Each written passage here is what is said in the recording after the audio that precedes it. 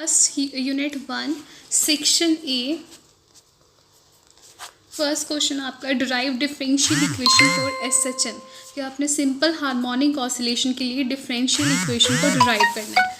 आपकी बुक का second article simple harmonic oscillation, हमने यही आर्टिकल है इसमें कंप्लीट लिखना है कि अगर पहले आप क्या करोगे, स्टार्ट करने के लिए पहले आप सिंपल हार्मोनिक ऑसिलेशंस क्या होती है उसे डिफाइन करें कि क्या होती है, देन जो अपनी इक्वेशंस लिखी जाती है उसे लिखें, देन उसको सीरियल वाइज एक्सप्लेन करें कि एक्स वेरिएबल्स क्या था, ए और बी आपके कॉफिशेंट्स थे, उन्हें लिखो कि आपके कॉफिशेंट है, ओमेगा आपकी फ्रिक्वेंसी है, टी आपका टाइम पीरियड है। तो ये पांचों जो वेरिएबल्स जो इसमें यूज़ किए गए हैं पहले आप उन्हें एक्सप्लेन करो अच्छे से कि ये चीज़ होती क्या है।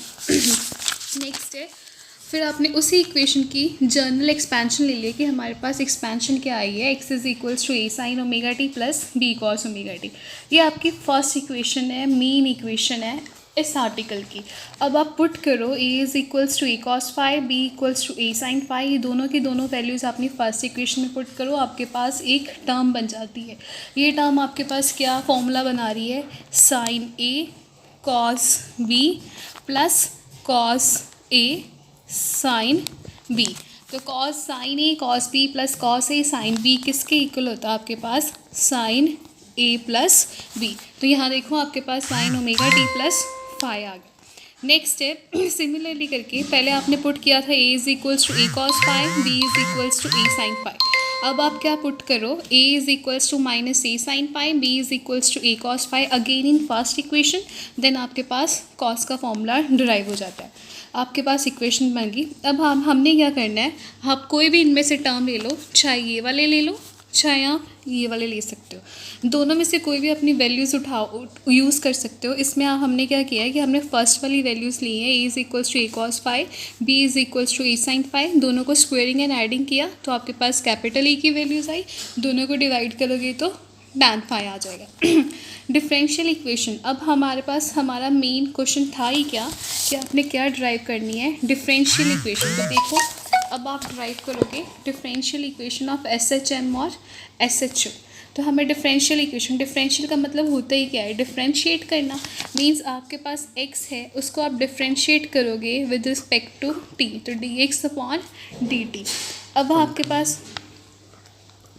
आपके पास क्या इक्वेशन थी देखो इस इक्वेशन में आपके पास टर्म है x is equals to A cos omega T plus five. तो फ्रॉम थर्ड इक्वेशन 1.02.3 इस इक्वेशन को आप डिफरेंशिएट करो विद रिस्पेक्ट टू टी, तो आपके पास एक डिफरेंशियल इक्वेशन आएगी।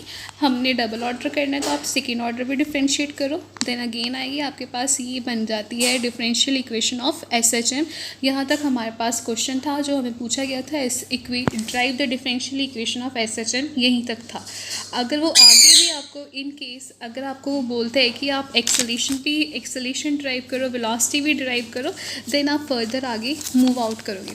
अब आपने डिफरेंशियल इक्वेशन आपकी आ गई, कोई साइन वगैरह चेंज किए, लेफ्ट साइड लेके गए, ओमेगा स्क्वायर एक्स को प्लस में हो गया इक्वल्स टू जीरो, ये आपके journal differential equation of SHM.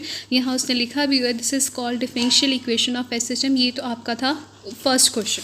In case आगे बोला जाता है करने को, तो अगर आप बोला जाता है टाइम पीरियड निकालो, तो आपको पता है टाइम पीरियड का फॉर्मूला क्या होता है, T is equals to 2 pi upon omega.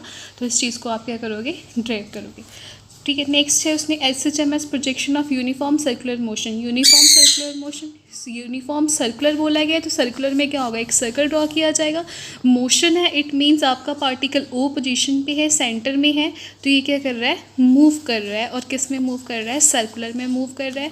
With angular velocity क्या है उसकी, ओमेगा है, एंगुलर वेलोसिटी उसकी ओमेगा। पहले आपका जो पार्टिकल था कहाँ पे था, ओपी। फर्स्ट आपके पास क्या है, एक ओपी पार्टिकल है, यहीं पे था पी पॉइंट पे। वो क्या करेगा, एंटी क्लॉकवाइज मूव करेगा, मूव करते करते फिर से अपनी पोजीशन पे आएगा with angular velocity omega. Then उसने बोला कि अगर किसी टाइम अगर हमारा पार्टिकल यहाँ से मूव करता करता यहाँ आके रुक जाता है, तब उसकी पोजीशन क्या हो जाती है, ओ पी डैश। तब उसकी पोजीशन ये हो जाती है, उसके अकॉर्डिंग हमने अपने एंगल्स ड्रॉ किए। एंगल ड्रॉ करोगे आप वहाँ से कॉस फाइव की, कॉस थीटा की वैल्यूज़ भी निकालोगे और साइन थीटा की वैल्यूज़ भी निकालोगे। आपके पास फिर से एक इक्वेशन बन जाएगी। जो इक्वेशन बनती है ये नई वाली वो आपकी पुरानी इक्वेशन ही होगी। यही चीज़ बता रही है। इन दोनों चीज़ों से पता चल जाता है कि आपका आंसर क्या आ रहा है, सही आ रहा है। यही हमने करना होता है। नेक्स्ट है इसकी एक्सेलरेशन वेलोसिटी। हमने वेलोसिटी एक्सेलरेशन हमने पीछे डिस्प्लेसमेंट कैलकुलेट की थी। डिस्प्लेसमेंट को आप डिफ्रेंशिएट करते जाओ, आपके पास वेलोसिटी भी आएगी और एक्सेलरेशन भी आता जाएगा। अब उसने बोला है कि फाई इज़ इक्वल्स टू 0। हम इसमें इस वेलोसिटी निकालने के लिए फाई की वैल्यू 0 क्यों ले रहे हैं? अगर वो बोल रहा है कि अगर आपका पास जो पार्टिकल था ओपी, जो पार्टिकल ओपी है वो एक्सिस के साथ कोइंसाइड कर जाएगा। अगर पार्टिकल आपके पास एक्सिस के साथ यहाँ आके रुक जाता है एक्सिस पे, तो आपके पास फाई वाला एंगल क्या हो जाता है, यहाँ पे 0 बन जाता है। अगर फाई 0 बन जाएगा, देयरफॉर आप इस इक्वेशन में फाई की वैल्यू 0 पुट करोगे तो कॉस ओमेगा टी, वहाँ से आप उसको डिफ्रेंशिएट करो, वेलोसिटी निकालो, देन अगेन एक्सेलरेशन निकालो। उसके बाद आपको टेबल क्लास में बताया गया था कि टेबल कैसे बनाया जाता है, फिर वो सॉल्व किया जाएगा। देन उसके अकॉर्डिंग आपके पास ग्राफ आ जाता है।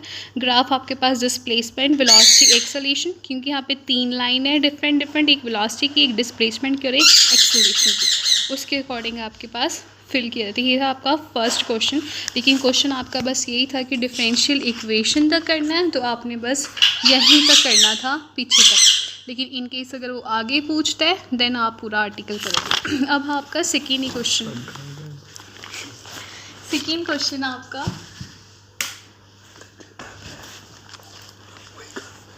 सेकेंड इक्वेशन आपका एट what